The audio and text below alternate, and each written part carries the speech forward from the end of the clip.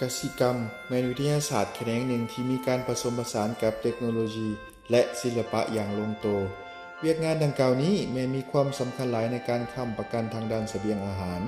สร้างเวียกเหตุงานทำปรับปรุงคุณภาพชีวิตการเป็นอยู่และการปกปักรักษาสภาพแวดล้อมโลกของพวกเราคณะเกษตรศาสตร์มหาวิทยาลัยแห่งชาติเป็นสถาบันการศึกษาด้านกสิกรรมแห่งทำอิฐของสปป.ลาว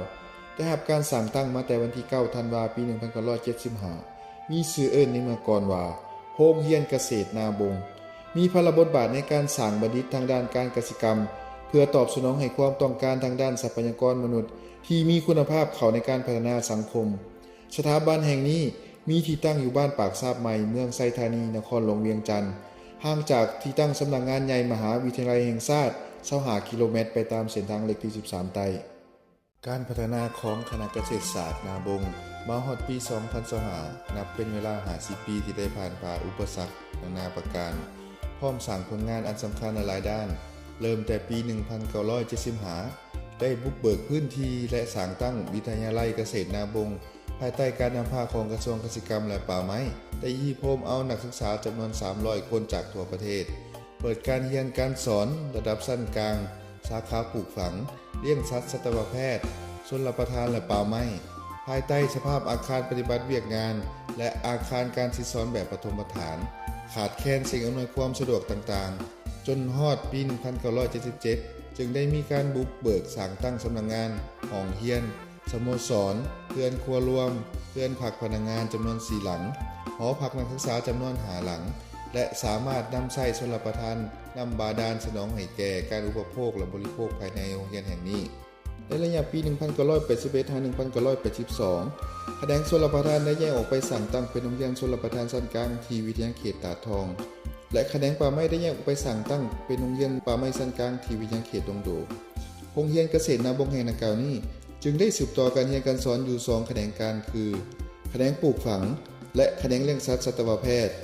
และได้เปิดนำใช้หลักสูตรชั้นกลางแขนงกลจักรกสิกรรมขึ้นมารับใช้สังคมอีก1หลักสูตรในปี1986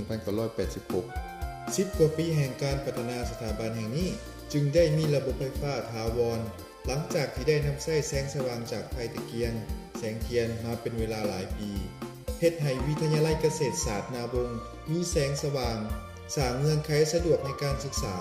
ปรับปรุงคุณภาพชีวิตการเป็นอยู่ให้ดีขึ้นอีกบาทก้าวหนึ่งไปพร้อมๆกับการสั่งสาและพัฒนาสปป.ลาวเห็นได้ว่าความเรียกร้องต้องการของสังคมต่อกับเวียกงานด้านกสิกรรมนับมือเพิ่มหลายขึ้นเพื่อให้สามารถตอบสนองได้ต่อความเรียกร้องต้องการดังกล่าวบรรดาครูอาจารย์และพนักงานได้สุนทุกเครือแห่งและสติปัญญาในการสร้างสถาบันแห่งนี้จนสามารถยกระดับมาเป็นโรงเรียนกสิกรรมชั้นสูงนาบงในปี1992พร้อมทั้งนี้มีการกำหนดคำขวัญออกมาคือเรียนผู้เฮ็ดเศรษฐกิจมีผลกำไร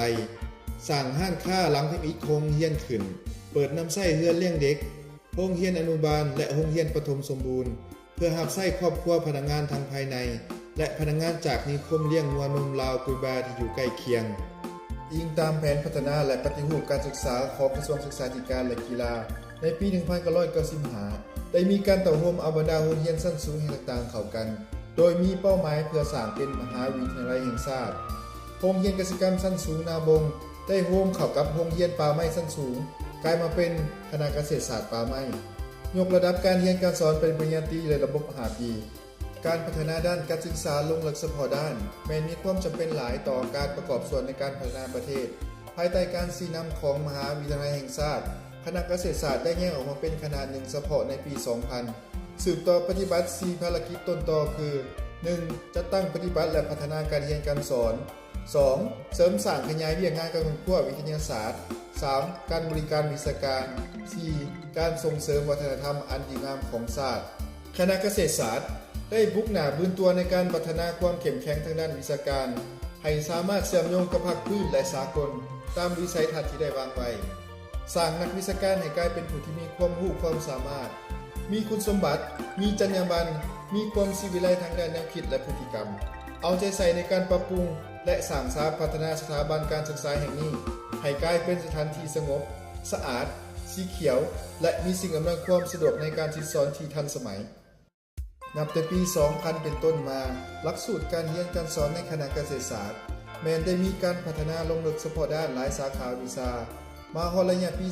2025ได้มีหลักสูตรการเรียนการสอนเปิดนำใช้ในระดับปริญญาตรี 10 สาขาปริญญาโท 6 สาขาปริญญาเอก 1 สาขาพร้อมทั้งมีหัวข้อฝึกอบรมระยะสั้นอีกหลายหัวเรื่องบริการให้แก่สังคม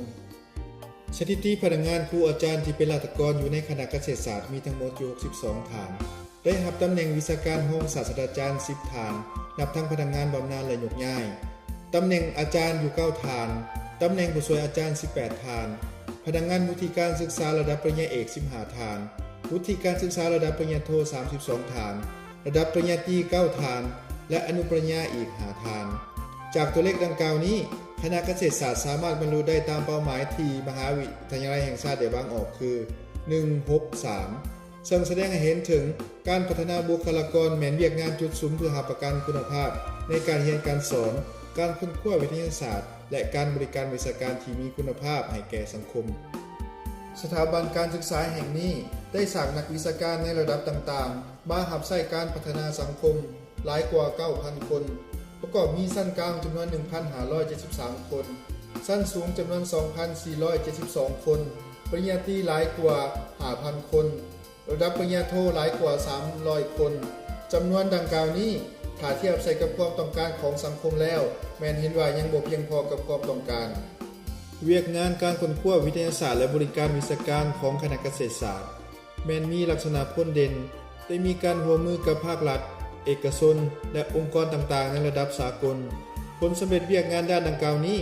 ได้มีการจัดพิมพ์เผยแพร่ในวารสารในประเทศและวารสารสากลได้หลายกว่า 473 หัวเรื่องสร้างนวัตกรรมทางด้านการเกษตรที่สามารถนำใช้เข้าในเวียกงานการพัฒนาตัวจริงอย่างมีประสิทธิภาพได้หลายกว่า15รายการพร้อมทั้งให้คำปรึกษาแก่ชาวเกษตรกรและผู้ที่มีความสนใจได้อย่างแพร่หลายย้อนเห็นได้ความสำคัญของการพัฒนาวิชาการด้านกสิกรรมรัฐบาลก็ได้จัดหาแหล่งทุนและสนองงบประมาณในการก่อสร้างพื้นฐานโครงสร้างด้านต่างๆเป็นต้นแมนการก่อสร้างโรงเรียนหลังใหม่จำนวนหนึ่งรวมทั้งวิทยาเขตนาบงและวิทยาเขตดงโดกเพื่อให้มีสิ่งอำนวยความสะดวกในการที่สอนหลายขึ้นปรับปรุงห้องเรียนอาคารหลังเก่าให้ได้มาตรฐานในการนำใช้เข้าในการเรียนการสอนสร้างหอพักนักศึกษาที่มีความปลอดภัยและมีสิ่งอำนวยความสะดวกในการพักอาศัยระยะที่1จำนวน2หลังเป็นอาคาร2ชั้นระยะที่2จำนวน8หลังเป็นอาคาร2ชั้นเช่นเดียวกันปรับปรุงห้องสมุดและสภาพแวดล้อมในห้องอ่านให้ดีขึ้นสร้างห้องปฏิบัติการและพื้นที่ในการค้นคว้าวิจัยลงลึกเฉพาะสาขาเพื่อเป็นเงื่อนไขให้นักวิชาการและนักศึกษาในชั้นเรียนต่างๆสามารถนำใช้ได้อย่างทั่วถึงปรับปรุงฟาร์มสาธิตในการเลี้ยงสัตว์การปลูกฝังและสาขาอื่นๆเพื่อเป็นบ่อนเรียนรู้ให้แก่นักศึกษารวมทั้งผู้ที่มีความสนใจปรับปรุงก่อสร้างสภาพแวดล้อมในสถาบันการศึกษาเป็นต้นแมนเดินกีฬาบอลออกกำลังกายหอว่างแสดงผลงานด้านวิทยาศาสตร์กสิกรรมและประตูโค้งทางเข้าคณะวิชาให้มีความจบงามตลอดระยะเวลา50 ปีที่ผ่านมาสถาบันการศึกษาแห่งนี้ได้ผ่านข้อยุ่งยากและอุปสรรคนานาประการมีหลายสิ่งท้าทายไปพร้อมๆกันก็มีทั้งโอกาสที่เอื้ออำนวยให้แก่การพัฒนาเพื่อยกสูงบทบาทของสถาบันดังกล่าวนี้ขึ้นสู่เวทีระดับประเทศและเวทีระดับสากลสิ่งดังกล่าวนี้แม้นย้อนการชี้นำพาของพรรคและรัฐบาลที่ได้เอาใจใส่ใกล้ชิดแท้อย่างเป็นประจำในแต่ละครั้งรวมไปถึงการตัดสินใจของบรรดาครูอาจารย์และนักศึกษานับแต่อดีตรวมมาถึงปัจจุบันในการสร้างผลงานด้านต่างๆอย่างมีผลสำเร็จสิ่งเหล่านั้นได้สร้างเงื่อนไขให้คณะเกษตรศาสตร์รวมทั้งพนักงานครูอาจารย์ได้รับการย่องย่อในขั้นต่างๆเป็นต้นแมนได้รับเรียนใส่แห่งงานชั้น1ชั้น2ชั้น3เรียนการแห่งงานเรียนการระลึก70 ปีวันสร้างตั้งพรรคประชาธิปไตยปฏิวัติลาวและใบย่องย่อขั้นต่างๆมูลเสื้อแห่งความสามัคคีเป็นที่หนึ่งใจเดียวกันของพนักงานครูอาจารย์นักศึกษาในแต่ละรุ่นจากอดีตมาฮอดปัจจุบันและบรรดาผลงานด้านต่างๆที่ญาติมาได้แม้นเป็นทรัพย์สมบัติอันล้ำค่าที่ประกอบส่วนเข้าในเวียกงานการพัฒนาสถาบันการศึกษาแห่งนี้ให้เติบใหญ่และเข้มแข็งขึ้นเทื่อละก้าวมาฮอดปี 2025คณะเกษตรศาสตร์นาบงได้เติบใหญ่มาฮอด50 ปีในเวลานี้ขอเชิญชวนทุกท่านพร้อมใจกันร่วมกันสร้างสาพัฒนาสถาบันแห่งนี้ให้ก้าวไกลเพื่อประกอบส่วนสำคัญในการพัฒนาสังคมลาวให้รุ่งเรืองศิวิไลยิ่งขึ้นส่งเสย 50 ปีเกษตรนาบง